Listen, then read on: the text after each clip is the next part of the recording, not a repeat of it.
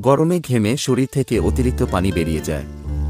এই ঘাটতি পূরণে দিনে পর্যাপ্ত পানি পান প্রয়োজন। তাহলে শরীর ঠান্ডা থাকবে। এর পাশাপাশি খাদ্য তালিকায় একাধিক মৌসুমী ফল রাখা দরকার। তাহলে পুষ্টিগুণের সাথে সাথে শরীর পানিও পাবে। গরমে শরীরে পানির চাহিদা মেটাতে যেসব ফল খেতে পারেন: তরমুজ। এই ফলের প্রায় ৯০% হল পানি। গরমে শরীরের পানির চাহিদা মেটাতে যথেষ্ট পরিমাণে তরমুজ খাওয়া যেতে পারে। এতে রয়েছে ভিটামিন সি। ক্যালোরির মাত্রাও কম। তরমুজ খেলে ওজন বাড়ারও ভয়ও নেই।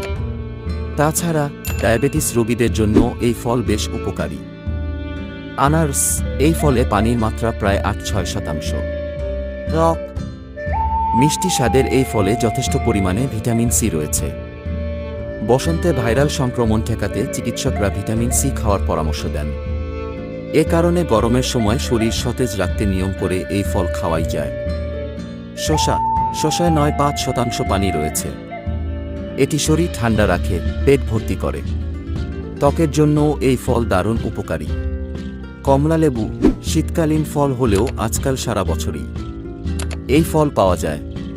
এই ফলেও প্রায় ৮-৬% পানি থাকে।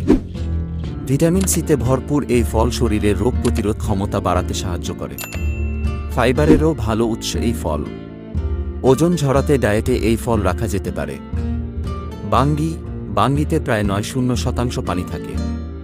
পুষ্টিগুণে ভরপুর এই ফল রক্তে শর্করার মাত্রা নিয়ন্ত্রণ করে। কোষ্ঠকাঠিন্যের সমস্যায়ও এই ফল বেশ কার্যকর। অ্যান্টিঅক্সিডেন্টে ভরপুর বাঙ্গি বিভিন্ন রোগ ব্যাধি থেকেও দূরে রাখে।